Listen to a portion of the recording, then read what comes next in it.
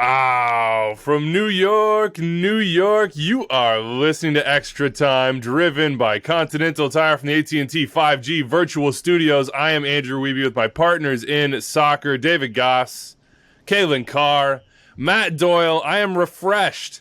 I am happy to be in my basement. I am happy to be in the AT&T 5G Virtual Studios. I'm exhausted, and we're only going to get more tired as this season goes on. It's wonderful. It's insane, but, man, it is a lot. Why are you so exhausted? We had Heineken Rivalry week. And I thought it was all those 6:30 a.m. tea times. It was 6:20. It was 6:20. I'm hurting myself in that since too. But it's Rivalry week, into All-Star, into Rivalry week, into World Cup qualifying, into the stretch run for the playoffs after we've already done everything that's been done up till now. I'm not complaining. I'm excited about it. Into Cabo San Lucas? Yeah, into Cabo San Lucas. Into 2 weeks in Cabo San Lucas. Into parenting 2 children. Did you know I'm a father? Wow. Actually, one of those children's not even here, and I'm still tired. I have no excuses. Something's wrong with me. I don't know what it is. How you guys feeling?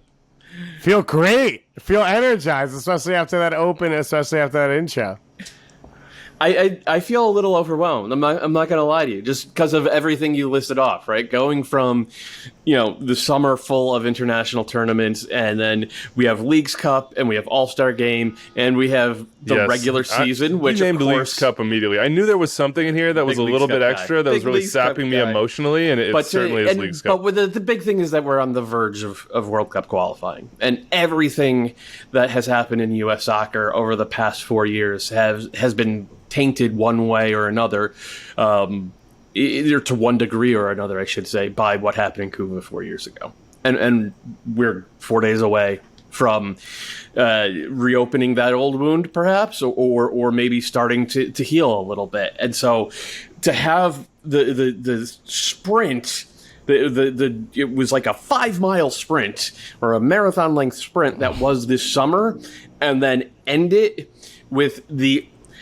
emotional battering that is World Cup qualifying. And I'm saying this as a U.S. fan. Yeah, Imagine how Canadians feel right now.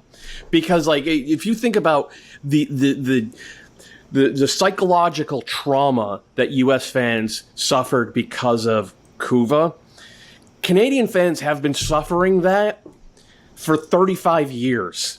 So, this is I'm amped for this week. I'm also, deeply miserable right now because of what's to come.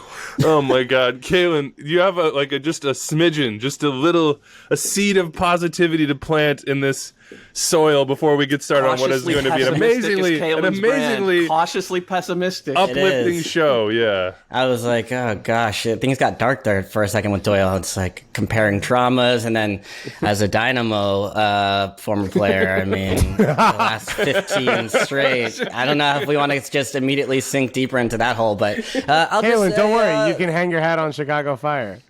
Yeah, we're on the rise. Goss, back off, dude. Long throw FC. Anyways, we're All-Star was. I'm gonna celebrate the All-Star looked super fun. It was great to watch on TV. A good show all around, and and then now we're getting into the stretch run. This is kind of like the last back third of MLS where teams start to click in or click out or shut off or start to look out the window and say, I don't think we're going to be able to make it. It feels like there's a whole bunch of teams, especially on the West, that are kind of really teetering right now, whether they're going to be, in and above or below. And once we get to that part of the season is always my favorite part, because during some of these international tournaments and player absences and injuries, that can be really tough. And now we're starting to see, I think we're going to begin to see who the real teams are that are going to have a shot at winning this whole thing or not. I think the biggest feeling and reaction is just holy crap, it's August 30th. That's the biggest one. It's where is the world? Is there a Kaylin Carr curse? There's an extra time curse. We know that. But it occurs to me that there might be a Kaylin Carr curse, and that while teams would have loved to have you when they had you, that maybe afterwards it's not working out so well. Wow. It's tough to recover. Wow. Yeah. We'll see how Barcelona does with Messi gone, and we've seen what happened to Arsenal. Nicholas Bittner got in one carpool with you, and it was like a tornado. Mikel Arteta comes into training every day. Kaylin wouldn't have done this. This is not good enough. Feel free to send any and all theories to the mailbag, 401-206-0MLS, extratime at MLSsoccer.com. We're talking Heineken Rivalry Week here in a second. Lots of goals, lots of storylines, lots of disappointment for Anders on Sunday night, and well, you just can't buy that sort of satisfaction. That sort of silence in the group chat. It's weird how it was really dead this week. It's very strange. 2 coaching changes, and then those 2 teams played each other. So Freddie Juarez out by his own choice, it seems, at Real Salt Lake, and Marc Dos Santos out after Pa Modou Kah and Pacific FC handled that business. So new head coaches soon to come, we think, and also we'll look ahead to World Cup qualifying. A reminder, live shows around every single night of World Cup qualifying. We will do spaces on Twitter.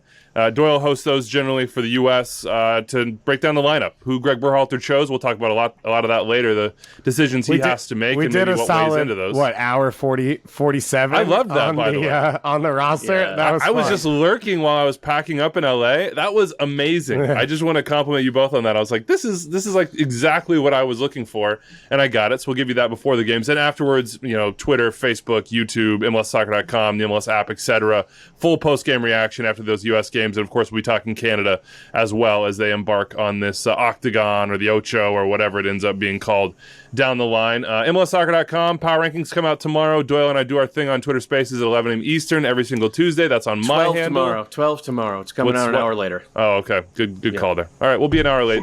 But we'll be there to talk you through the top 10 and take your questions. And, of course, all the normal stuff at MLS Soccer as well. Doyle's weekend recap, etc. Steve Zakuani on Saturdays.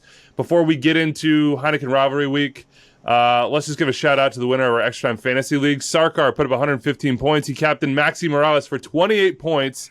And he also had Sebastian Drusi off the bench with 14 en route to a winning week. So congratulations there. Let's jump right in, though. What's your best Heineken Rivalry Week moment? Dave, you were there. You were in the flesh. What was it? Well, it has to be El Trafico. I was doing my flesh.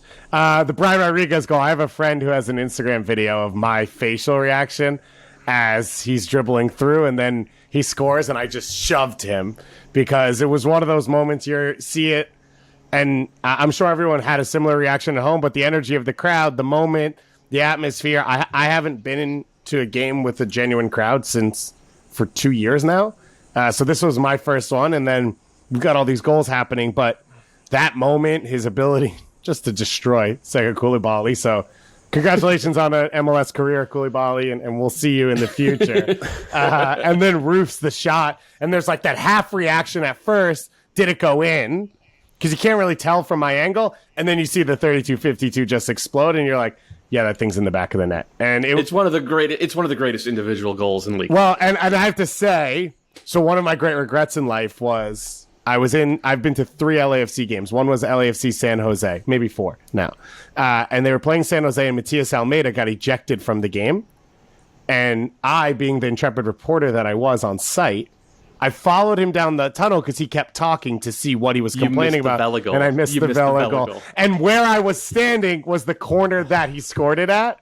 And so now I've seen the best goal in person at Bank of California Stadium. And that's all I need for the rest of my life. Yeah, I mean, this is. There aren't a lot of people in this league who could have scored that goal, and you watch Brian Rodriguez play, and the gap between what it seems like he's capable of doing and what he has actually produced for LAFC and on loan with Almeria is just the widest in history. Like he's a $15 million player or something like that, and he had going into this game. I think he had 3 goals and 3 assists, and he came out of this game with one of the most spectacular goals in the league this year. I think one of the best individual goals we've ever seen in this league, and then he got a poacher's goal as well, and it felt like a turning the corner type of performance for him. Of course, it wasn't for LAFC, which I think we'll get into. But you felt it in the building of without Vela, who was going to step up. And when he scored that goal and it puts them back ahead, the atmosphere, I think, was similar to what it's been in the past. And it didn't feel that way maybe coming in, or in this game early from LAFC fans. There was a level of hesitancy, not from the supporter section. That thing bumps. I don't know that there's a better in the world. I'm not even kidding. I know I'm going to get in trouble. I'm wearing a Timbers jersey right now. There's no way this ends well for me. But that thing bumps and is wild to see. But from the rest of the building, it felt like a little hesitancy. Obviously, the Galaxy fans enjoying it early, all that stuff. And then that moment, I think, potentially felt like it could have shifted the season. And then they shifted it back like 10 minutes later. What was the most impressive part of that goal for you, Kalen? Like, individually, technically, physically, what made it wow for you? I mean, pick your part every single time where he fakes the shot and then back again. And then, I mean, the finish alone would have been a great goal. Just being able to roof that with his off foot. But yeah, the whole thing. And I guess it's just kind of like, when you get in that zone, he was just laying them down one after the next. And I was thinking about, the Vela goal where he was doing the same thing to San Jose, or it flashed back a little bit to the Javinko one some years back where he slaloms through, I think, all of Red Bull. And so it's just kind of like, special player. And look, but you can't get over it. Like, it's almost like a cruel tale in a way, because there was that moment of release where they continue to come back and they get ahead twice, and then it was kind of all for naught. And I think Bob Bradley afterwards said it felt like a loss. And, there's been times where Bob especially has seemed kind of at a loss for words, of trying to figure out what is going on with this team. And for both teams, if you look at both sides of this, in the past, you look at LAFC and you say, okay, well, these El Traficos are almost outliers for them, where it was just like they were consistent, where they'd win games and they were more solid defensively, but it was just El Trafico. So just throw your hands up, because it was going to be 4-3, and that's just the way these games go. But this feels different. It doesn't feel like an aberration for LAFC. It doesn't really feel like an aberration for the Galaxy as well, as far as conceding 3 goals. So I think both teams will walk away. I mean, Galaxy will feel better having being able to claw out a result out of this, but I think there's still some big questions as far as the back line goes. And you got some positive answers from Rodriguez to be able to step up in a big way, and hopefully he can continue this form, because they'll need him to. But it was kind of more of the same for both sides as far as leaking goals and some pretty bad defending as well. Greg Vanny keeps saying you won't be playing if you keep doing that. So there are a couple guys on that play that might have to think long and hard about their starting spots. Doyle, what's your moment? Heineken Rivalry Week. What stood out? I mean, honestly, the whole game from DC United against the Union, and partially it's because it feels like these two teams should have more of a rivalry than they do. And the reason they don't, it actually goes back to before the founding of the Union, because a lot of the guys who joined Sons of Ben and helped start the team were old members of the Screaming Eagles and the Barra Brava. So there's like real friendly ties between these two fan bases, and there hasn't been, I think, because of that, and then because DC United's been so up and down, and Philly has sort of steadily climbed the rankings and only last year became an elite team, there hasn't been the sort of high leverage matches between these two teams that have sort of fueled other rivalries. What happened this weekend was a high leverage match. There's two really, really good teams going at it, and to borrow Jim Curtin's post-game press conference, he said afterwards, "We haven't gotten our asses kicked like that in 3 years." DC United doing that to a Union side that's in the CONCACAF Champions League semifinals, and Hernan Losada said it at the afterwards as well. He's like, "I think we played at a different level than any team in this league can hit in this game. It was beautiful. We were like a team from a different league." And now, granted, it's overstated a bit, but go back and watch this DC versus Philly game. DC was spectacular. They were absolutely spectacular, and they ripped the Union apart in a way, as Jim Curtin said, that hasn't been seen in like 3 years.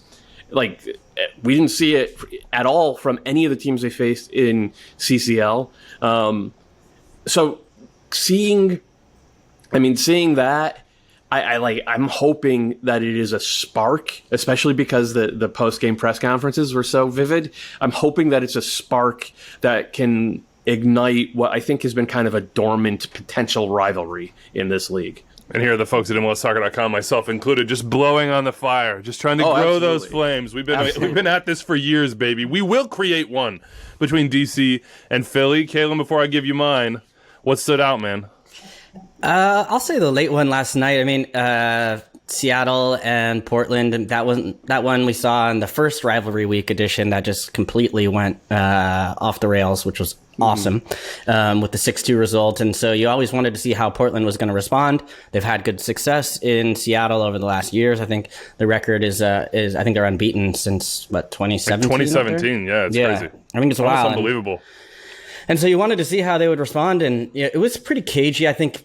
In comparison to past times, you sort of would expect that coming in. But yeah, and then of course Seattle was just snake bit, just could not get in front of goal. There were a couple where Ruiz Diaz is normally just so savvy, where he always seems to find that spot on the back post on set pieces or balls played across, where he's just, he's going to end up sniffing that chance out and being in the right spot. And this one, it just seemed like he was either off or on the flat foot or whatever it might be. And then just unlucky with just hitting the post again and again and again. Also, Dyron Frias smashed one off the post too early on in the match. So Anders is going to cut your mic. By the way. Those posts, by the way, and the woodwork felt very rickety.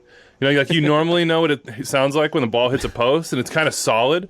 When it hit those, it just sounded like a bunch of metal just being slapped together. I'm like, are these things? What are these made out of? Are they going to stand? What the hell is wrong with these? But then it's Sebastian Blanco at the end, right? Yeah, with that little petty moment to the crowd. Well, I'll take him as my favorite. I mean, you will talk about rivalry, like the fact that he was going at it with the crowd and like in a very, I would say, like, the way he was doing it too was just amazing. Call it demonstrative. Like, he was making sure people, if you couldn't hear him because it was loud there, you could understand what he had to say. And then also just when you look at the rivalry too, like he's been the personality. I mean, Diego Chara, of course, but he's more of the kind of like silent killer, where I feel like Sebastian Blanco is the one that gives this team kind of that personality or that edge, or where you really want to like jab and talk a little bit of that stuff. And he was doing that. And it was just a year, I think, after he did his ACL at this match. And then, of course, there was the moment with Williamson that did not look good in the first half, where he goes out non-contact injury. We're worried about him. So, but Blanco, I think, was it was kind of one of those moments where you're like, okay, yeah, he might be back right now. And then Mora as well played a big role. Shouts. See, we're all supporting you.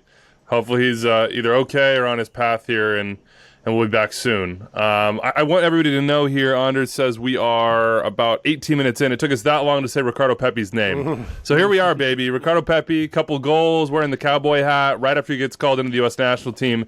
Can't stop, won't stop. 11 goals on the season now. He's the top American goal scorer in the league. And that Dallas-Austin game was just...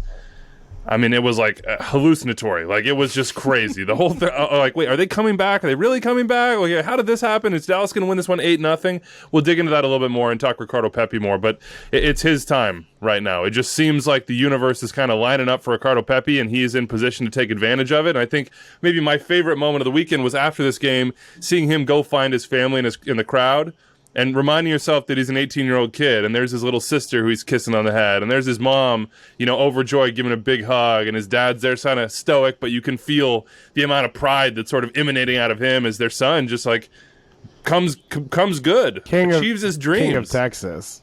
Exactly. And he's got to keep that cowboy hat thing going. You were right, Doyle. Your little bit on Twitter, like, that should be his thing. It's so badass, and it fits him so well. He needs to add it to his goal celebration. He needs to somehow work something Texas in. Because now, let's be real, he's probably going to go score 25 for Barcelona next year, whoever it is. He's got to have a Texas-style goal celebration that becomes iconic around the world. So whether it's like shooters and whatever that's the belt thing that they use, the belt. Yeah, let's do the belt thing. Yeah, the belt buckle. The belt buckle. Yeah, whatever it is. What the? The thing that the Cowboys would put their firearms. Yeah. You know that like spinny metal thing on the back of their cowboy boots, whatever that is. The Spurs. Yeah, Spurs. That's what it is. That's what he's got to find. Let me ask way you to guys work this. something. Let me ask you guys this: does Ricardo Pepi, because we know he's going to get sold probably sometime within the next two windows, will his transfer fee break the record for an MLS homegrown that was set a couple years ago by Alphonso Davies? What is is why- the number that we're saying for Davies? This is why That's actually a I really should good go question. through in the pre-rundown meeting better with you guys. It's literally in the Ricardo Pepi section. We will get there. No. in just one Doyle's second. I asking will- questions now. No, Doyle's no, hosting. he isn't. There's No. a rundown? What the heck? I will say that I have looked at multiple sites for custom temporary ink, and maybe that's me copping out here, so I can have a Ricardo Pepi Yeah, dude, tattoo. stop. Oh, That's God. embarrassing. No. Just just embarrassing. No, nobody would want one. Just me. No one wants a fake Anybody at home? tattoo. If you're gonna do it, do it. If Yeah. you're not, don't. Okay, that's fair. All right, Doyle, give us the playoff reset here, and now is your opportunity. Ask questions. I think what we're seeing is in the East, the teams at the bottom of the playoff race, which are DC, Montreal, and now Philly, have separated just a little bit. Like DC's only 3 points ahead of Columbus and Atlanta, but I don't think there's a lot of argument that those teams below the line are playing as well as the teams above the line, whereas in the Western Conference, it's just a mess. 6th place through 11th place is separated by 3 points. Obviously, there are 6 teams in the hunt for 2 points. In order, it's Portland, Salt Lake, Vancouver, San Jose, Dallas, and LAFC. Most of those teams are on 21 games. The only team that's not is Dallas. They're on 22. So everybody's got a game in hand on Dallas. Like, all between 24 and 27 points. It's absurd because Portland, who are the 6 teams, so who are top the heap in that race, are minus 10 goal differential on the year. I don't even what is the appropriate question here besides what's going on and how much do we actually know about what's going to happen in this race? I guess That's the eternal question, Yeah, so right? to Every me- single Monday I get in here, I'm like, what do I actually know? Do I know anything? Like, yeah. To me, in the West, the big question is: does anyone jump up? Because I think the East is more scrambled to me. Like, do you believe in any of the teams outside of the playoffs to push their way in? Now I understand everything you're saying, which is it's all chaos and it's MLS. You never know. But that to me is the main thought process. Does anyone either have something that I believe in that is starting to come together, whether it's Ryan Gauld, Ricardo Pepi, I don't know, Brian Rodriguez, or the play for San Jose as a team since they've shifted the way they've played and brought in Abobasi? That to me is like the whole question mark, and it's not like, can the playoff teams hold on? It's, is there anyone who will jump up and fight for it? So all right, I'm going to put that question to you then. Yeah, Kalen Is and there Andrew, because anyone- I already spoke. You guys answer that Okay, question. there you go. Putting it to Kalen and Andrew then. to me, I'll say- in the Eastern Conference, there are 2 teams I think that have the We capability. We're literally talking about the West. Weeby. We're literally talking Okay, about well, I the was West. about to hit the West because that's the point. In the East, it's only 2. It's Columbus and Atlanta, in my opinion. From Chicago down, I'm sorry, I don't think they have it. I don't think it's going to happen for them. They're not going to be able to make up the ground, and the teams above them, really it's DC, Montreal, and Philly, in my opinion, aren't going to drop enough points for them to get there. So this is Weeby. probably like a Ben Bear moment where I'm like, Chicago Fire, you're done. No, Inter Miami, it's over. Weeby, New York, let's make Terminato. Let's make a friendly bet. I bet you Inter Miami All right. makes the playoffs. Think Okay, I'll about take what the you bet. want it to be, and then we can. I'll take the bet. No. You want to? I'm here. I'm here on your terms. All right, You're Anders. setting up the Anders, bet. brainstorm for me and come back to me. Yeah. We'll do it next show. Come back Wait to a us. minute. Wait a minute. In the Yes, West, man, I think if there are 4 Miami teams. makes the playoffs, who's dropping? I don't know. I'm just sitting. This on is my that. favorite kind of gambling, right? Yeah. Here. He's just absolutely shooting those 6 shooters. You're shooting from the hip right now. Because that's the thing. If you look at the Eastern Conference, none of the teams above the line right now are playing poorly. Yeah, I agree. Right? I I mean, Philly would be the closest, and because of the second leg of the CCL, they have a slightly more compact schedule. But like, it would take a lot for me to bet against Philly dropping, and there's a 9-point gap right now between Philly. So the only thing, Is this the the right only thing I odds here? will say though, and this is not something I'm trying to speak into existence. Montreal beat the Red Bulls on the crazy penalty kick game, and then they drew Cincinnati. Then they drew someone good, I think. And then this week, while it's great, it was against 10 men for what? 85 minutes? 85 minutes, Yeah. yeah. So I don't know. I'm not saying I think Montreal will drop off, but I don't know that I've seen the performances from early in the year. Again, right now, Mason Toy out for a while. Kyoto just came back. So that adds a little bit, but I still think you've lost something as a team overall. And with DC, the only thing I know is it's a roller coaster. So, like, where does the season end for them? Are we on the up or are we on the down? I do think that there is room for both of those teams to drop as well. I'm taking the bet. I'm not, as Anders has suggested, betting a Ricardo Pepi tattoo on it. What about a Robbie Robinson tattoo? Not a big Chile guy. It's fine. I'm sure Patagonia is beautiful and all, but like I'm not going to go there. Whereas the Western Conference is what I was going to say. I think there are 4 teams that could jump, and there are at least 3 teams that feel like they're not on shaky ground, but could be on shaky ground. And I guess Minnesota at some point we've got to allow them to be on more steady ground, but beating Houston is not going to be that Minnesota's moment. So yeah, I think Vancouver, San Jose, Dallas, or LAFC could all make a run, but that also is just on proximity too. Let's get into it. Let's get into the nitty gritty here. We'll start with Vancouver and San Jose play each other 3 times still this season, which is very delicious. That's one way of putting it. Celebrating soccer mode of the weekend, presented by Continental Tire.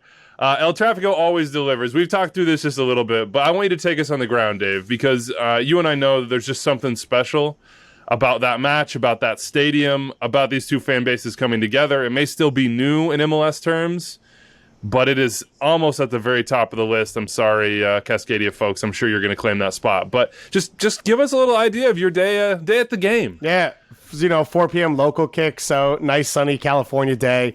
I think, and for anyone who's going to an LAFC game, I'm sure it's open invitation. Right next to the stadium is a large field where they tailgate, and the whole supporter section's there, and there's other stuff set up as well. Shout out to Continental who's there, and Heineken. I got him in. Nice. But like, there's just Mexican bands playing, people making pupusas, grilling tacos, quesadillas, handing out beers, all of that, and it's one of the best atmospheres, I think. And what's always fun about this game is you have a ton of LAFC fans who were Galaxy fans. You've got a ton of Galaxy LAFC families and friend groups, and I've never seen an issue outside of in the stadium when there's like the one LA Galaxy section where it's like it feels like Galaxy fans can come and hang out pregame and enjoy the game and get excited together. So you have all of that, and then you walk in and it's this wall of noise and the black, and you've got the LA Galaxy fans up in the corner, which are always incredible. And we were in the building about 2 hours before to drop stuff off, and you could hear the chanting for the Galaxy fans like it was full, like from 2 hours before, and they maintained all the way through. So that part's always fun.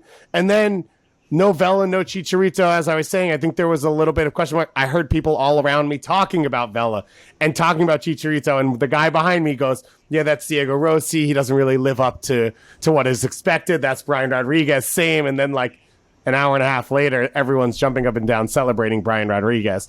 So it had that playoff atmosphere. It had that intensity. And it really is one of the best games I've ever been to. This is my second. I'm calling it El Trafico. You guys can do whatever you want. And I think it's the best MLS games I've ever been to. And it was right on par with that again. And after being away for 2 years, it was impressive that you can get right back up to that level.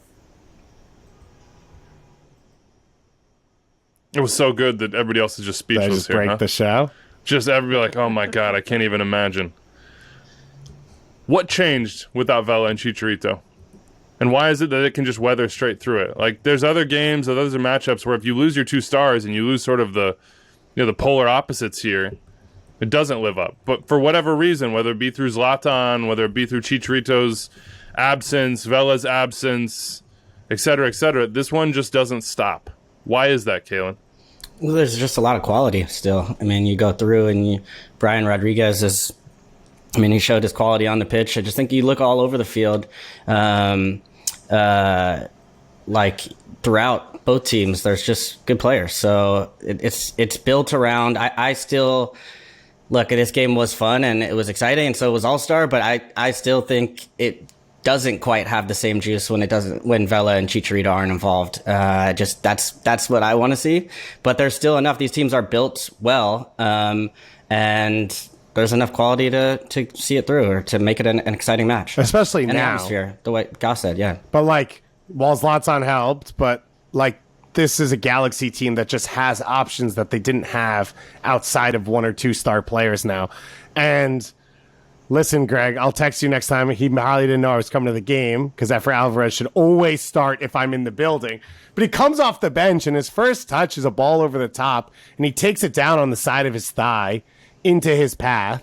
And that's off the bench. And then you've got Jovelic now up top who can run the back line, which gives Cabral space to operate. And Cabral looks just much more comfortable when he doesn't have to be a false 9 or whatever position they're going to put him in. You have Revolution as well in midfield to be able to turn and break the game so Dos Santos doesn't have to come and get the ball 100% of the time. There's just quality on that side that hasn't existed really since LAFC has been in the league.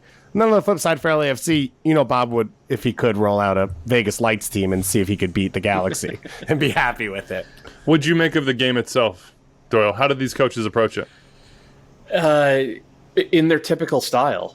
Bob Bradley has said repeatedly over the past couple of months, we're doing the same thing. We're playing the same type of soccer that we played in 2019 and most of 2020, and that hasn't changed. What's changed is that they're just finding ways to give up cheap goals, and that has become LAFC's MO. And if you look at that first goal that they gave up, I mean, Greg Vanny did a great halftime hit on Fox where they asked him, what are you seeing from this game? And he's like, well, the first time we actually started to play the ball forward, we just put it in front of the net and they gave us a goal.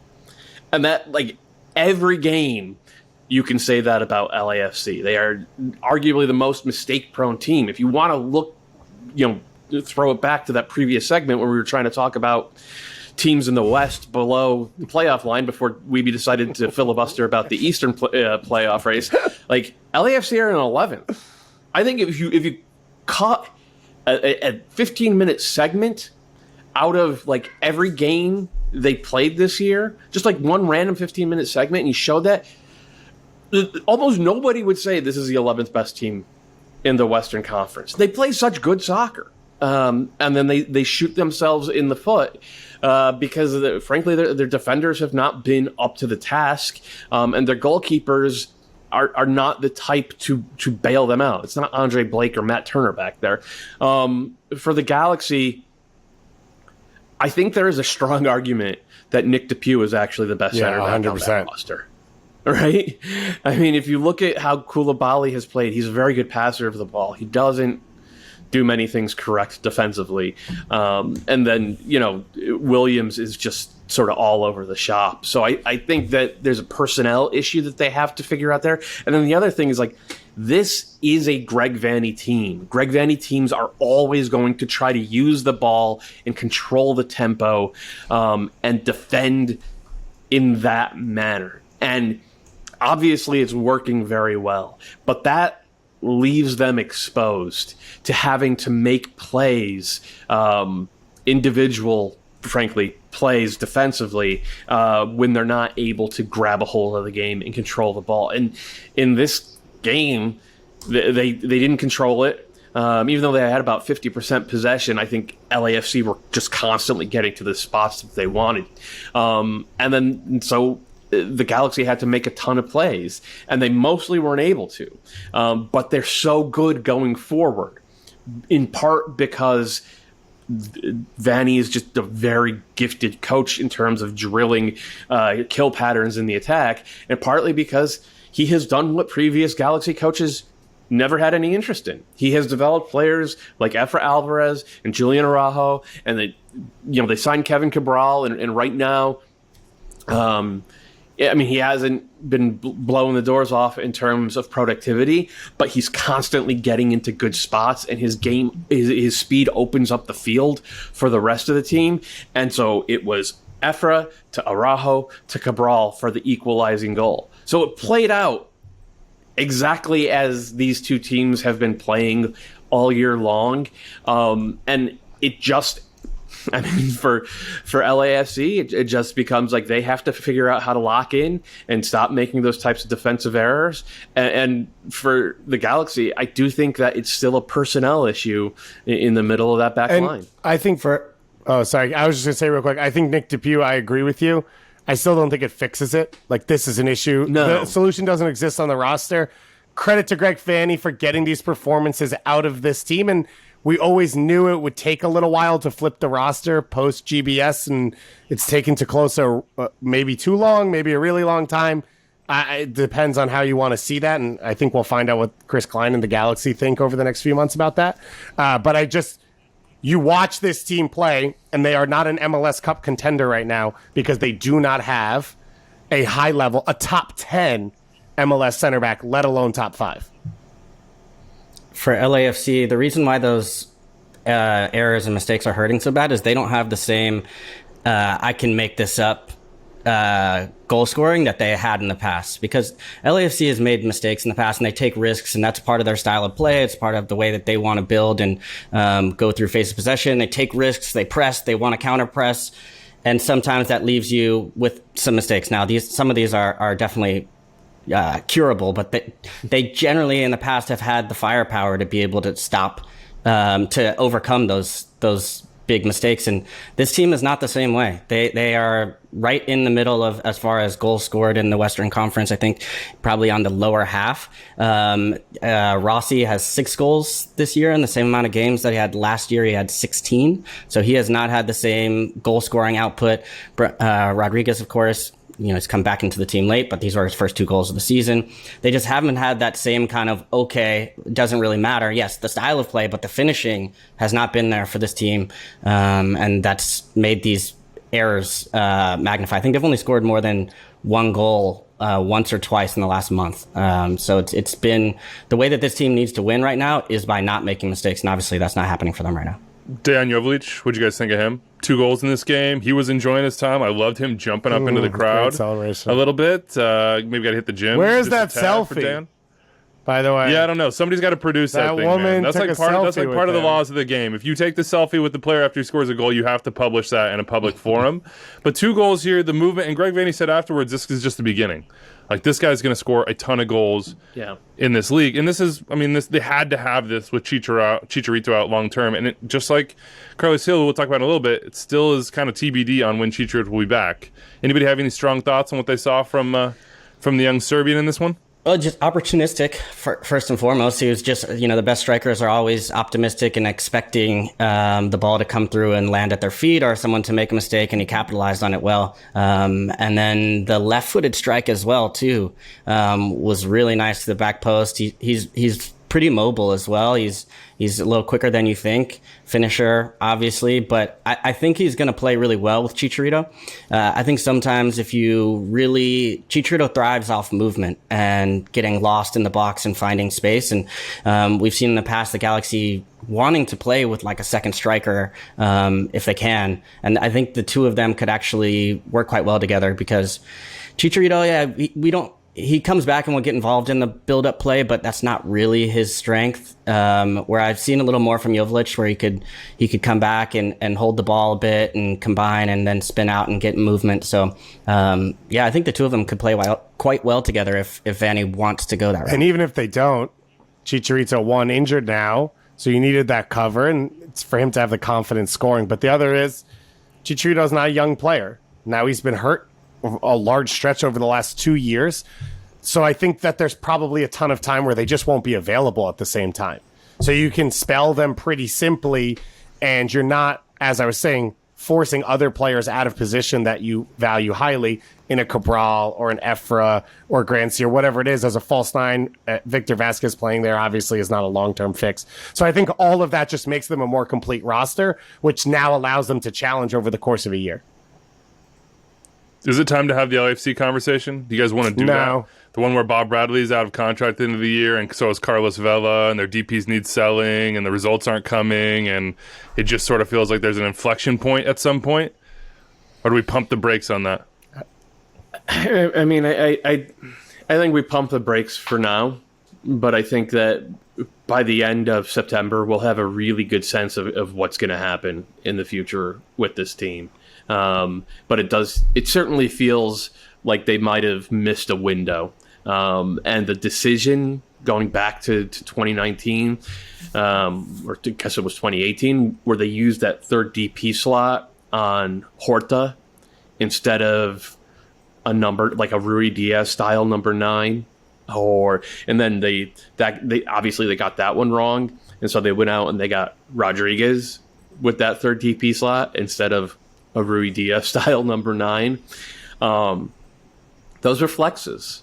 Those were like, we can do player development and win at the same time. And I think if you look back at that decision and the decision to trade Walker Zimmerman, who, best 11 center back in his prime, that was a flex. They don't look good in retrospect. They really don't. Even with the brilliant goal that Brian Rodriguez scored this weekend, I think we can all agree that LAFC would have been a lot better off the past couple of years if they had like a 27, 28-year-old, just pure goal scorer up top, doesn't have to have any bells and whistles, doesn't have to have any sell-on value, just someone who can lead the line.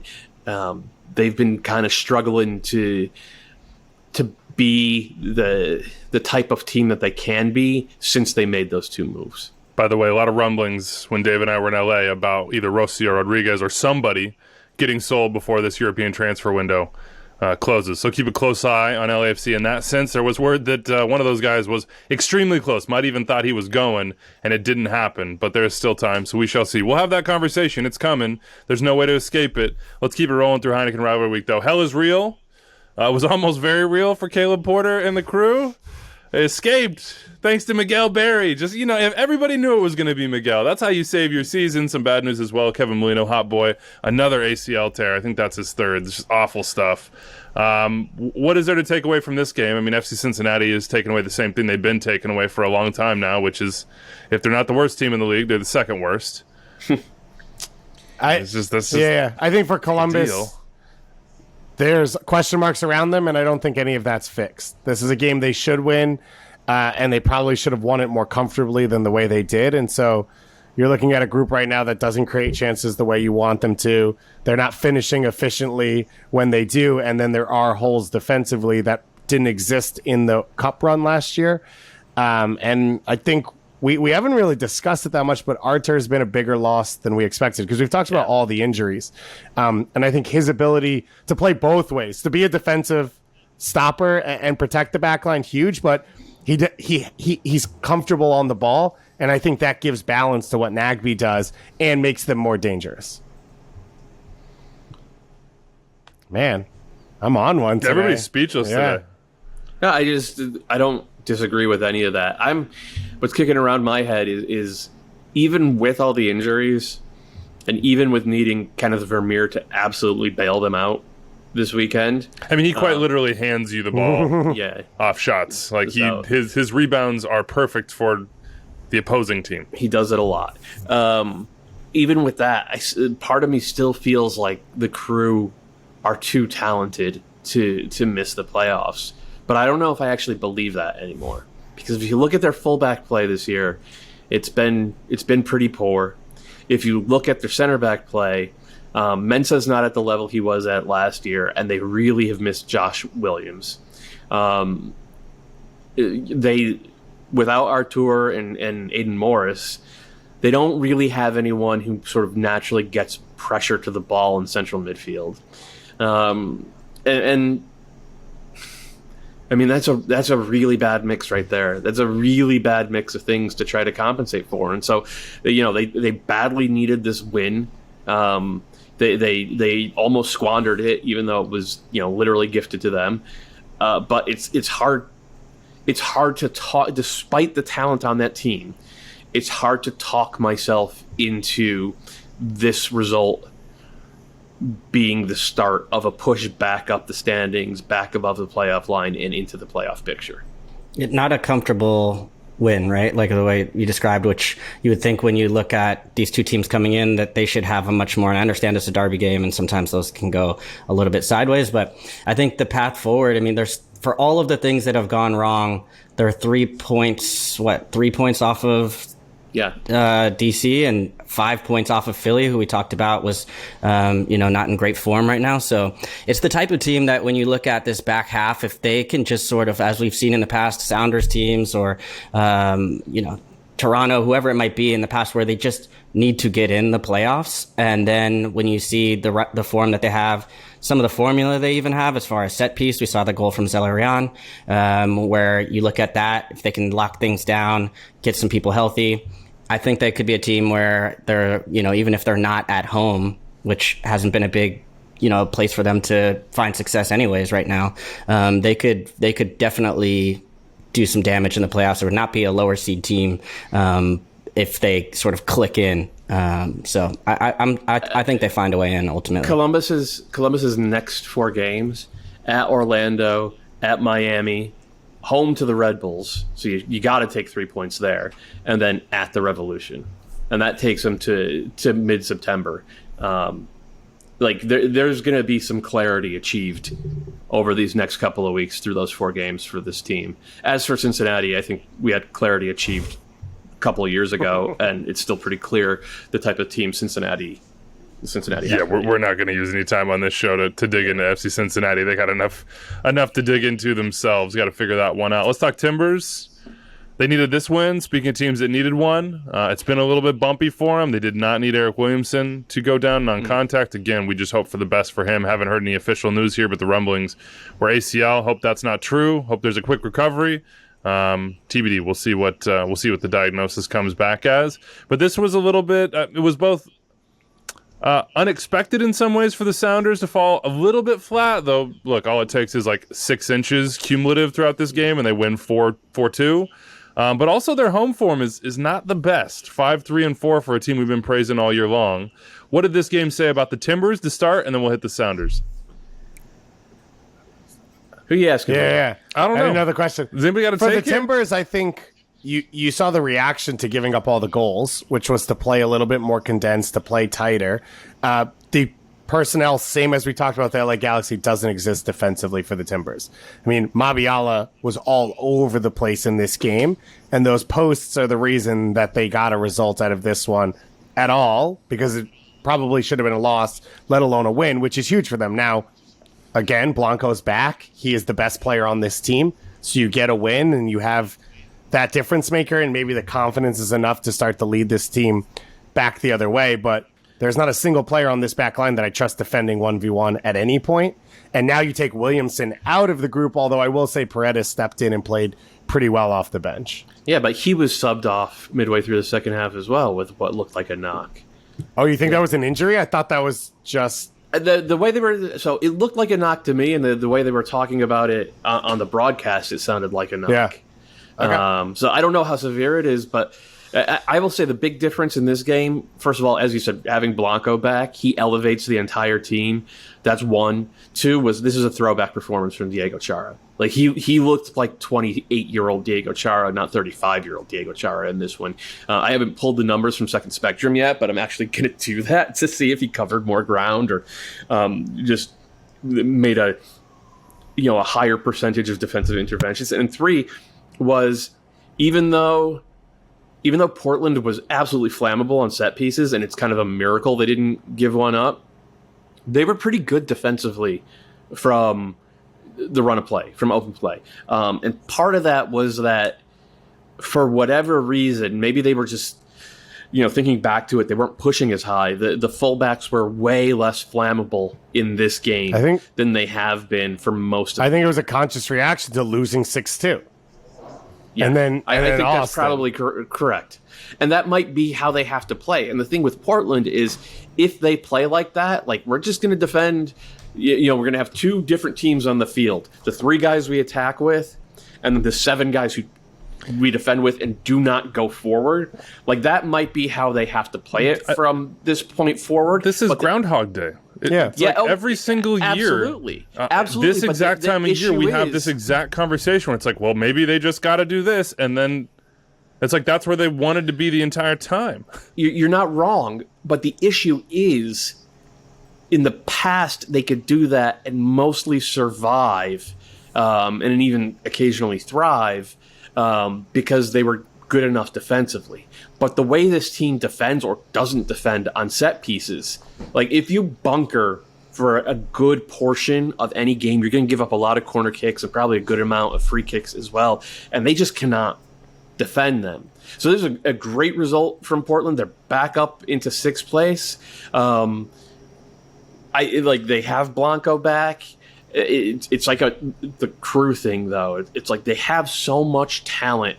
It's hard to imagine them missing the playoffs, but they have such obvious Achilles heels that you could see a very clear path to them actually managing to miss the playoffs. And as for the Sounders, if you look back over the past month and a half, that Timbers game is an outlier. They've played 9 games since mid-July. Obviously, they won that Timbers game 6-2. 8 other games, they've been shut out 3 times. They've scored more than a single goal just once. Teams have started just sitting back against them, absorbing pressure, and daring the Sounders' attack to break them down. And Seattle really, really struggle with that. And in large part, that unless Freddie Montero is out there kind of feeling, 10 years younger, they only have 1 goal scorer. It's basically just Rui Diaz or set pieces.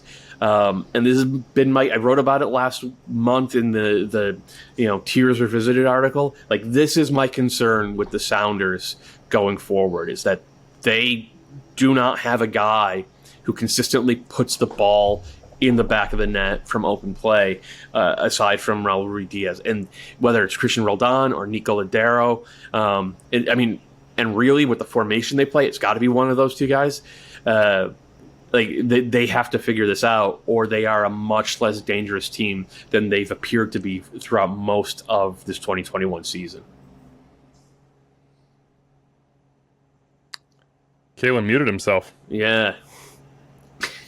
Uh-oh. Maybe that's what it's been this whole time. You guys have just been muted, just going out the empty air. It's just a lot of people trying to jump in at the same time. Kalen, I agree with you. That's a really strong point. Exactly. Yeah, I fully 100% agree. Nothing. Don't give us a test here. Say 1, 2, 3. Soccer minds of our generation. Oh, nope, it's gone. We will wait for Anders to tech support here as we continue on. Our 22 under 22 player of the weekend presented by Body Armor. Who else? Ricardo Pepi. Him and his buddy Jesus Ferreira tore Austin apart. Looks like it was going to be even more lopsided than it was. This was just a crazy game. It was super entertaining to watch. It was also pretty poor from a defensive standpoint for large stretches. But you know what? As a neutral, I don't care about that. I want to see Ricardo Pepi scoring goals and putting on cowboy hats. That's what I want to see. Let's just run this whole Ricardo Pepi week back and start to ask the questions I think you started to ask, Doyle, beforehand, because it seems like this is going to be a short-term stay for Ricardo Pepi in Major League Soccer. Like, that's just kind of the way that the transfer market works. 3+ years. Look, the record for goals in a season by a teenager is 13. I remember that season by Diego Fagundes. I believe I was there for a couple of those at Red Bull Arena. Fagundes was on the field. He scored in this game. Well, Pepi's up to 11. He's going to break that record, almost certainly.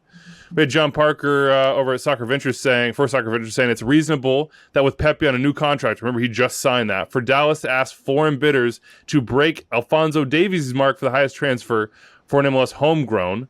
And Taylor Twellman's out here saying, I'd play Pepi ASAP with the national team, not kidding. Like, where is the Pepi hype train at right now, Doyle? Like, what station are we in? An expensive one. He's clearly established himself as the best center forward on that team. I don't think there's any question about that at all. He's not only scoring consistently for Dallas, he actually opens up the game pretty consistently with his movement, and I think his link play is getting better. He earned this U.S. national team call on merit, just like he earned the starting job with Dallas on merit. And if you look at his career in terms of goal scoring, every time he's gone up a level, he has still figured out how to put the ball in the back of the net. And it's because he has those Mondo instincts, right? If you look at him play in the box, he's always either creating space or finding space, and he's just a pure ball striker as well. So that's one.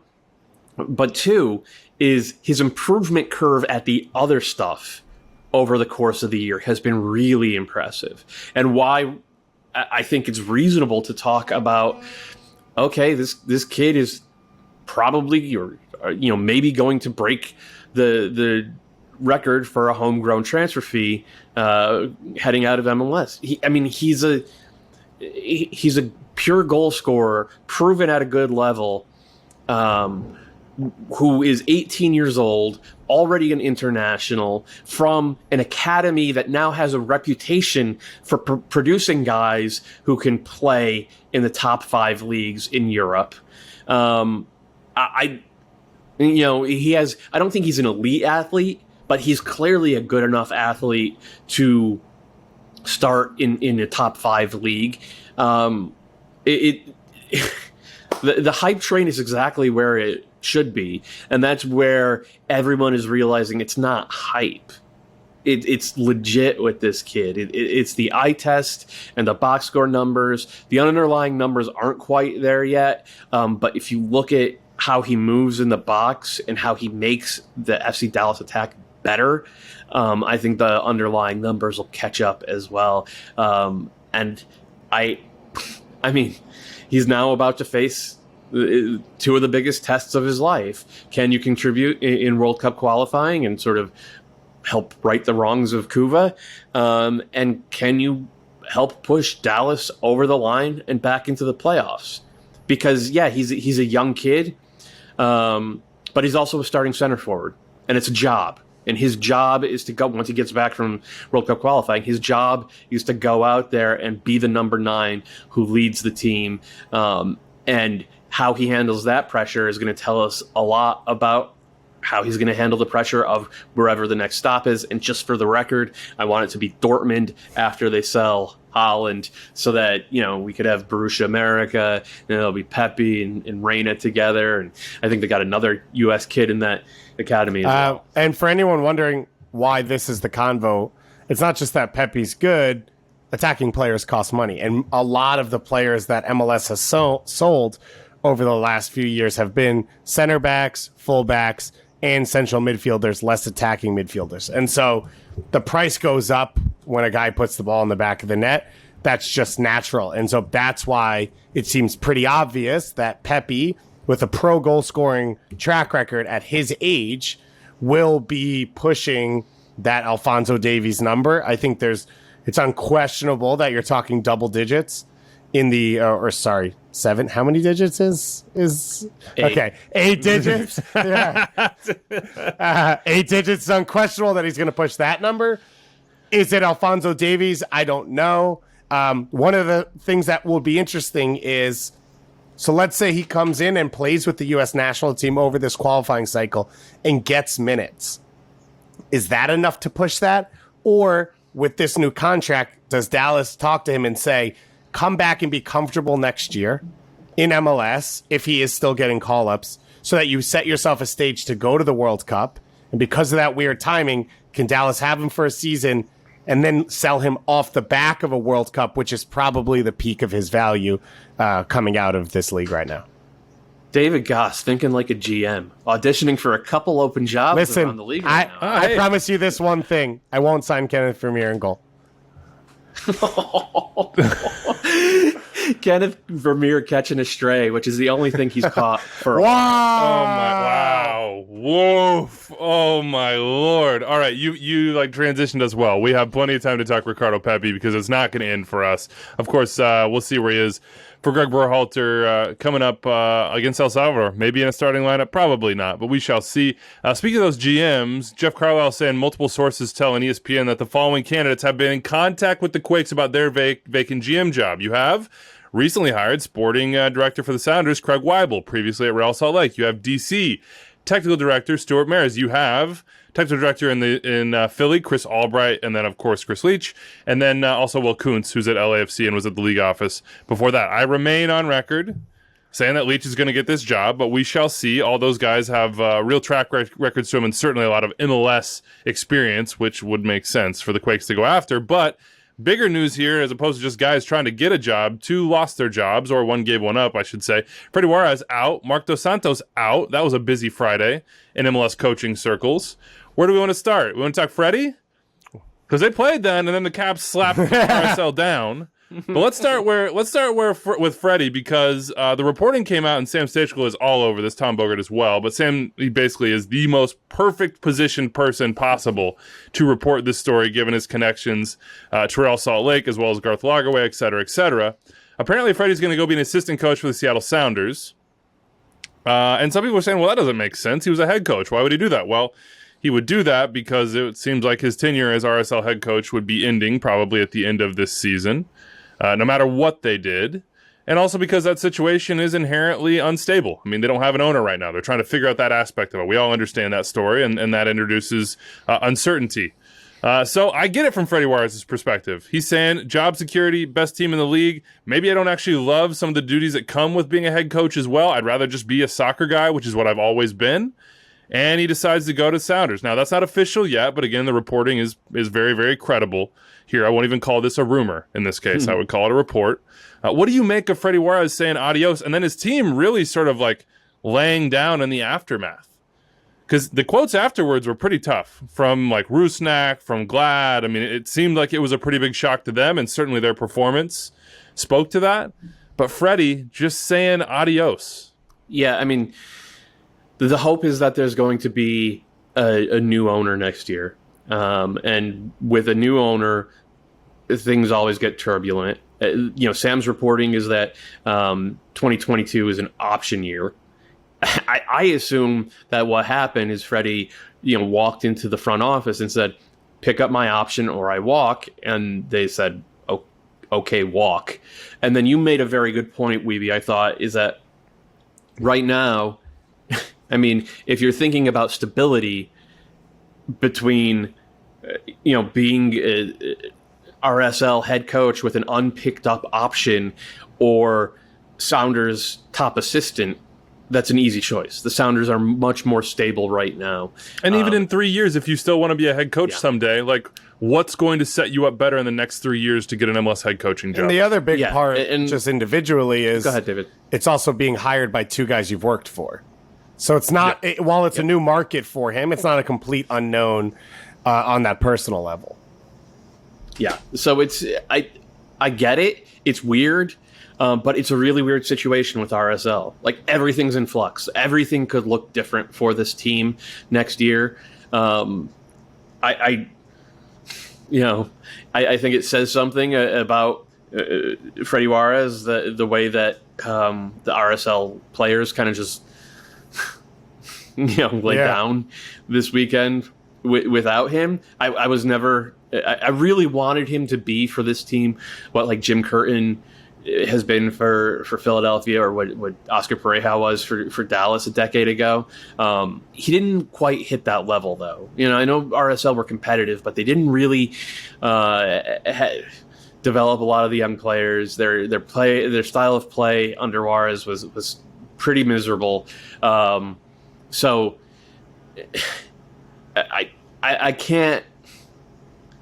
This ends up making a lot of sense to me.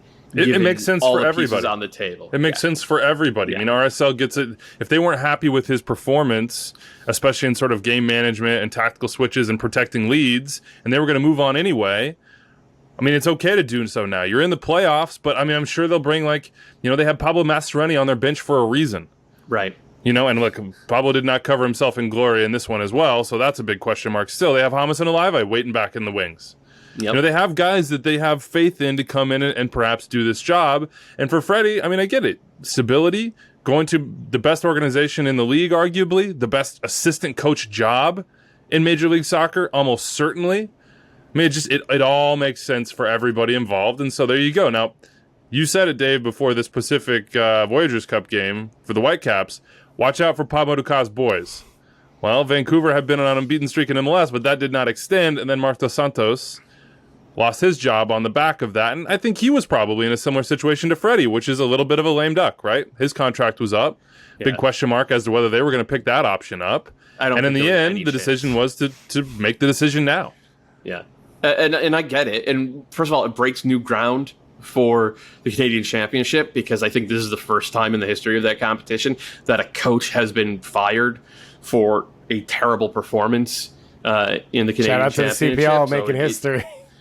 Right, but it's like, I feel bad because Mark DeSantis has always seemed like a completely decent guy to me, and I thought he was going to be a really good MLS coach. He was really good with NASL, with that San Francisco Deltas team in 2017, and then Swope Park was what they were called at that time in 2016 with Sporting KC. Those teams were good. They were well coached, and I thought it was going to translate in MLS, and it never did. It never did. So I think that given that, and given his struggles to frankly get the most out of the roster, and given the week-to-week inconsistency with not just formations or personnel, but like principles of play, it was never there for the Whitecaps in 3 years. And now, granted, the last two have been really hard, and granted, the personnel in Dos Santos' first year was not good, but he was the one who was in charge of picking that personnel. So it's tough to give him too much of a pass. And then for the team to go out the day after he's dismissed and perform, or the weekend after he's dismissed, and perform like they did against RSL on Sunday night, you get it. But I don't think Mark Dos Santos will be out of a job long. I suspect that he will have a top assistant job somewhere real quick, because he's shown in the past. He worked under Bob Bradley and Peter Vermees, were two of the best respected coaches in the league. I don't think he will be looking for very long. Though I'm very curious to see what both of these teams end up doing to replace these guys. And I think what I remember, if I'm right, about the comments coming out of Vancouver was that MLS experience wasn't key. It was more alignment on style of play, how you want to build a team, how you want to use assets and resources to build the roster. I think that's a mistake, obviously, from our Atlanta United conversations over the last, 3 weeks, whichever one we've been doing. And obviously, I made the point last week about Pa Modou Kah's team, which is made heavily out of former Vancouver Whitecaps players, which has taken CPL by storm, plays an attacking style, young players who are performing at their highest level, and a guy who used to play for Vancouver and has won in MLS. And so it would be amazing to me if the Whitecaps found a way to not pick Pa Modou Kah for this position, which I've been amazed by MLS teams since I started watching, so it would be nothing new. I would hope that he'll get an interview at the very least, because he has that team playing well. And to your point about that Pacific FC roster, guys like Kid and Chung, Marco Bustos, who was so good as a youth player, these are, look, man, 7-8 years ago, if you had asked people who really follow the USSDA at that point, what it used to be called, it's now MLS Next, which is expanded to different, but it's essentially the same thing. The top developmental academies in North America, they would have told you Vancouver was on par with, FC Dallas and the Galaxy and the Union and, at that elite level. And they had all these players come through, and what they never had was a coach in the first team who would filter them up through the system and into the 11 and do the type of things that Greg Vanney is doing now for the LA Galaxy. Do the type of things that have been part of the culture for FC Dallas since Oscar Pareja got the head coaching job. They've never had that. And it kind of breaks my heart. I'm happy for the kids for Pacific FC who played so well and, are doing so well with a, very good team in that league. But on a different timeline, in a different slice of the multiverse, a bunch of those kids are starters for the Whitecaps right now. So I'm glad to hear Axel Schuster saying, we want to have that alignment. We want to make sure that, Michael Baldissimo, Pat Metcalf, Habibullah, the 17-year-old kid I love that they have in their academy. Well, he's technically on the first team, but Dos Santos barely played him. I want to, the Caps have to get that right. And they have the amount of talent in that local area, and they have these satellite academies across the country, which is how they found Alphonso Davies in the first place. They have to get that right. That is step number one, because that is their path to becoming a team that can compete for titles in this league. Schuster said it. He wants this team down the line to be all Canadian, basically, and hopefully all homegrown in a way. We'll see if they can get there. That sounds like a pretty lofty goal, but change has come to Real Salt Lake and the Vancouver Whitecaps. Before we hit real quick, all homegrown and all Canadian and Ryan Gaul, because this guy, he's really good. That's working out. Really good. Working out for them so far. Biggest win of week 22 before we get out of here. Quick riffs. You know what? We got to start NYCFC because I know those fans, and I know how they approach Twitter, and they're borderline abusive when we don't talk about the blue side of New York. It is a lot. They come after you, okay? 2-0 against New England. That's a big win. Now, no Carlos Heel, no Tejan in this game. Carlos Heel is back. We see the images coming out this morning, Monday morning, from the training ground. He is all smiles, whether or not he's recovered from a groin problem or has just been hanging out in Spain to get his legs right for the last month or so. We don't know. Nobody's told us. We'll keep guessing. But that could be a big change for New England. But what did this game signify for the blue side of New York? And can we get a test from Kalen Carr? Yo, am I still here?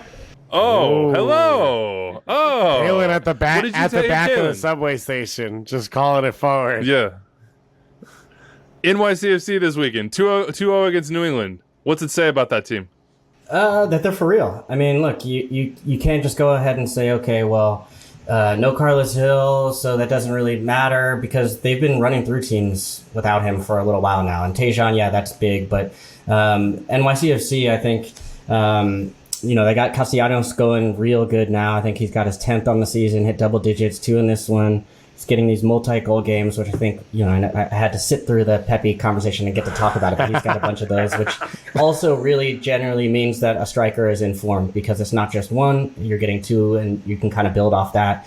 And then important also just to notice, like, how crucial Maxi Morales is for this team. And, the both goals, actually. And I think it does also give a little bit of a question mark about where we've questioned New England and said, do they have an elite center back pairing, or is that enough? Or do they have an elite defensive midfielder pairing, and is that enough? Because Maxi was able to get into those spots where Farrell and Bell are wondering, do they step? They both step at the same time, and then the ball goes over the top to Tati and is able to finish it there. And I just think without those pieces around it, then maybe it starts to expose a couple weaknesses here and there. But an informed Tati and Maxi really being kind of the brains of the operation, because both those goals were well taken, but they were both put on a platter with both very different and difficult types of balls.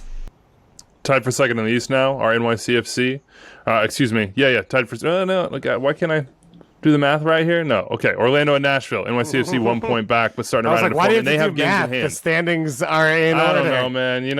After I got so stuck in and quote-unquote filibustered the East, it was inevitable that I was going to butcher these standings at some point. How about Nashville, though?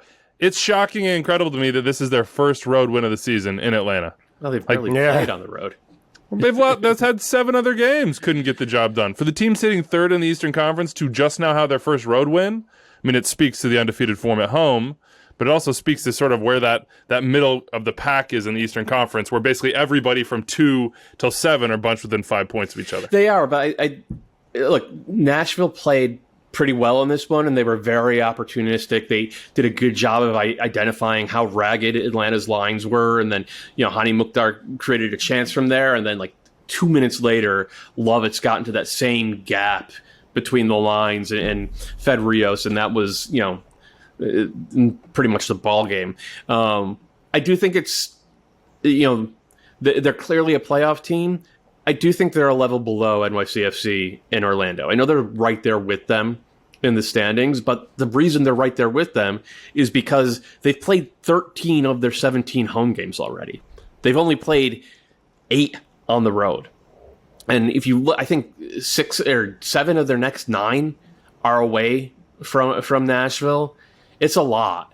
And they're going to have to show the ability to keep grinding out wins like this on occasion, more likely just grinding out a point.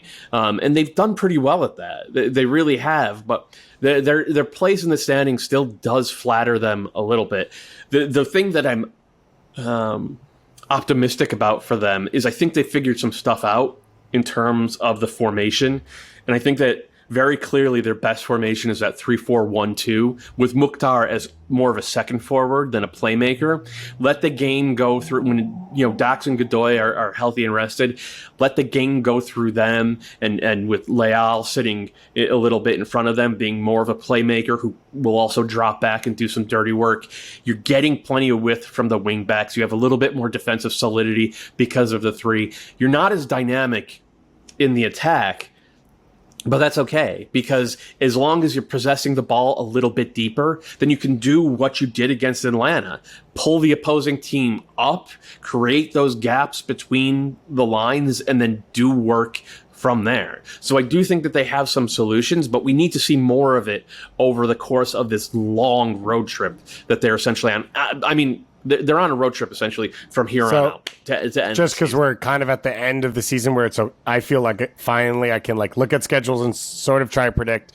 They come home for NYCFC, and then that first road stand, as Doyle said, it's at Montreal, at Toronto, at Inter Miami, at Chicago before they come back home. Right, and then they have another home game against, I believe, Orlando, and then it's four more on the road. And one of them's against Cincinnati, so you get those points. But so this is you get the Toronto points too. But this is it. They're going into the blender right now. This is the wood chipper part of the schedule for Nashville SC, and I like their chances to come out of it on the other side looking like a playoff team. I will be somewhat surprised if they're still top four in the Eastern Conference. What was the quick evaluation of Gonzalo Pineda's first in charge? It looked like the same thing going forward that they've been doing under Rob Valentino, but I think that they got so eager to get on the ball and try to impress him that they forgot about being compact defensively and basic defensive rotations. And they smelled the goal from the first minute. They smelled the goal and they went forward with reckless abandon, and they eventually just got so ragged that Nashville cut them up. And they still gave themselves a chance. If Joseph's header is on target late in the game, they at least walk away with a point. But if you looked at Gonzalo Pineda's post-game quotes, he listed all the things that he was happy with. There was not a word about defense in there. He was not happy with defense. If you want to read between the lines or interpret what he was actually saying based upon what he did not say, they're going to have a long week in training of probably drilling team shape in transition defense and in set defense. Also, for Atlanta. I was just going to say off the field also, and this is not the reason they signed Gonzalo Pineda. The point is to win games. But there's a chance that they could reach a new level because of now the interest from the Mexican-American and Mexican market, because he was the darling of the Univision and 2DN broadcast. He is a Liga MX legend. He's a Mexican international. While they've had Jurgen Damm on the roster, that hasn't really been a connection that they've had. And so I think he actually has a chance to elevate this club if he's able to be successful. I already see the likes of Felipe Cardenas and others loving the fact that training is open. Always good for journalists. Open training, and they will literally do your bidding. All right, before we get out of here, a reminder, live shows on Thursday. That's because World Cup qualifying starts. It's incredible that it's already here. We've been talking about it for a year and a half / 4 years probably at this point. But we're here. Match day 1, September 2nd, 4 games. Canada, Honduras at BMO Field. U.S. going to Estadio Cuscatlan in San Salvador to take on El Salvador. Mexico hosts Jamaica at Azteca. And Panama at Romel Fernandez in Panama City hosting Costa Rica. Let's just start with the U.S., who also in this window are going to host Canada at Nissan Stadium in Nashville. And then they're going to go to Honduras in San Pedro Sula to Olímpico Metropolitano to take on Catrachos. How many points? How many points do they need? There's not a lot of beef over this roster. You guys did your roster breakdown. What will you be happy with, satisfied with when we come back, whatever it is, at the end of September 8th, that evening? Doyle, the U.S. needs this many points for you to strike a positive tone. Positive tone is 7. Right? Okay, Whoa. We're in really good shape. Satisfied and not panicking is 5. 4 is, okay. I mean, the thing is, I would almost rather have 5 than 6. If provided it's draw, win, draw, because win at home, draw on the road is always been the key to qualification, and it would almost be better to deny, both El Salvador and Honduras the full 3 points than it would be to beat one of them and lose the other, so that either Honduras or El Salvador are pristine at home. But I'm strongly hoping for 7 points. I think the talent is there. I know there's a lot of inexperience in this side, but it's the talent matters. It really does, and we saw it in the Gold Cup, and we saw it in the Nations League, and these guys should be ready and confident to bring that to bear over the next week. And if they don't, it's going to be some very interesting shows for you to listen to while on vacation, Weeby. 7 feels like a good number to me. I think you'd expect them fresh going into the first match on the road and being tested as they have been throughout the summer. They should be ready for this first one to try and take 3 points versus El Salvador. You got to win the game at home, and then you go on the road. Tough turnaround. Probably see some rotation throughout of the roster, but no Elise, I think, is that right? He's not going to be available for Honduras. Correct. He's such a big part of what they do. I think that will help the U.S. going there into the last match. But going to Honduras is always going to be just a tough fight. But I do think the guys are up for that for at least a point. If they can get 3, then yeah, we're all greedy and just off to the races. But I think 7 should be the goal. Maybe I'm still a little too shell-shocked or whatever, where if they draw, win, and lose in this window, I don't think I'll be upset. But that's just me. I think that's probably a reasonable take. But I think that more people would be upset at 4 points than satisfied with 4 points. When does reasonable come into the conversation with USMNT Twitter? The really interesting thing is going to be how John Herdman approaches this, because Canada have a lot of talent in that first 13 or 14 players on the roster.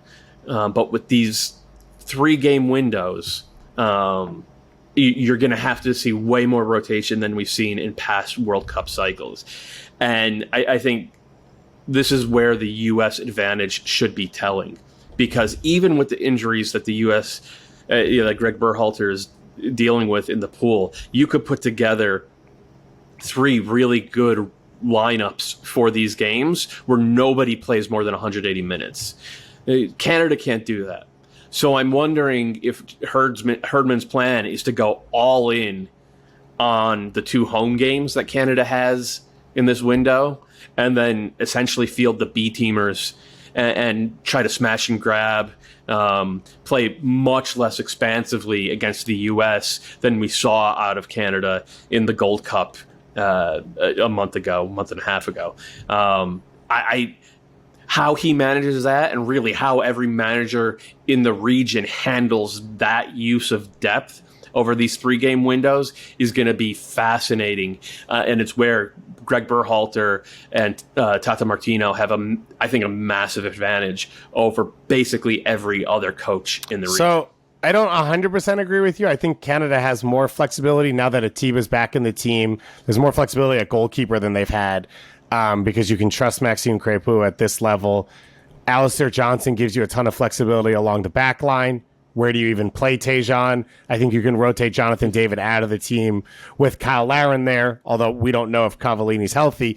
The whole conversation, though, with him, for me, comes down to Alphonso Davies. When and where do you play him?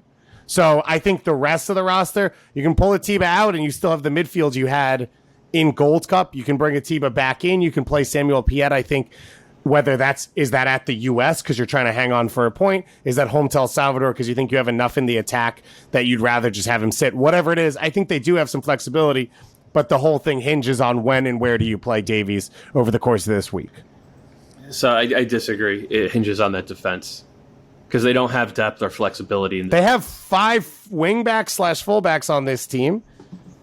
No, I'm not talking about understood. Fullbacks. Their center backs central suck. defense. The question is, can you play Daniel Henry? But Outside of Kamal Miller, they all kind of suck. So you're like, I disagree with that assessment, but they're not great. It's definitely not the strength of the team. Also, rotating Big center question backs, marks. that's a space where you could probably lean on some guys and get you through it.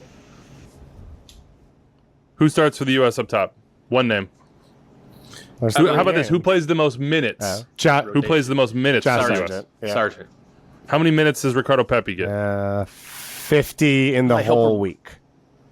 Yeah, I hope we have 3 like commanding leads, and so he's able to come off the bench 3 times and get, But if we 65 don't, minutes that might even be more for him. Like to Doyle's point from the beginning of the show, he is not here because he's a dual national or a novelty. He is one of the 3 best available center forwards in the pool. And I think he is the most goal dangerous one right now. So if you are tied or losing and you need a goal, Ricardo Pepi makes the most sense to come off the bench in that spot. It feels like a very low chance he starts a game, which I think makes sense. But even if PFOC doesn't start, I still think Pepi is the better, we need a goal late player to bring off the bench. Who starts in goal? Or who plays the most minutes again, Kalen, in goal? I think it's probably Matt Turner. Just if you look at the summer results, all 3 goalkeepers did quite well, but I would say Turner has been in the best form and the best form as of late recently. So I couldn't really complain if either option. I don't think Horvath is probably going to be, in that mix, but I couldn't complain if either option was taken. But I would probably bet on Turner getting the nod. All right, it starts Thursday, September 2nd, this Thursday. We've been waiting. We've been building up. We've been analyzing every roster, every game, every nook and cranny of the U.S. and Canada for a long time now, and this is it. It's money time. Doesn't matter what you did if you can't get to the World Cup. That is the ultimate prize, and it is one that both are chasing because they haven't had it in a hot second. Canada, a little bit longer. The U.S. coming off that Cuba disappointment. I hope someday we retire those 5 letters in succession. We don't have to say Cuba anymore, but we are not yet at that day. CBS Sports Network and Paramount Plus has the U.S. game. That's at 10 p.m. Eastern on Thursday night. Of course, we'll be there before, breaking down Canada's game against Honduras, as well as the U.S. roster on Twitter Spaces. Doyle will have that on his handle, at MattDoyle76, and then afterwards, all across the MLS Network, Twitter, Facebook, MLSsoccer.com, the MLS app, et cetera, et cetera, et cetera. So tune in for those. We'll do them for all of these games, all of these windows. Should be a good time. I'll listen in on vacation. We're going to skip the mailbag today, and you'll see us on Thursday, everybody. 412-060 MLS. Extra time at MLSsoccer.com. We always love those hot take But texts shout out during US to games. Ben Reek or Reich on from the mailbag. We appreciate you. He'll know. Yeah. He'll understand? Okay, perfect. All right, we're out of here. We'll see you later, everybody. Enjoy your week.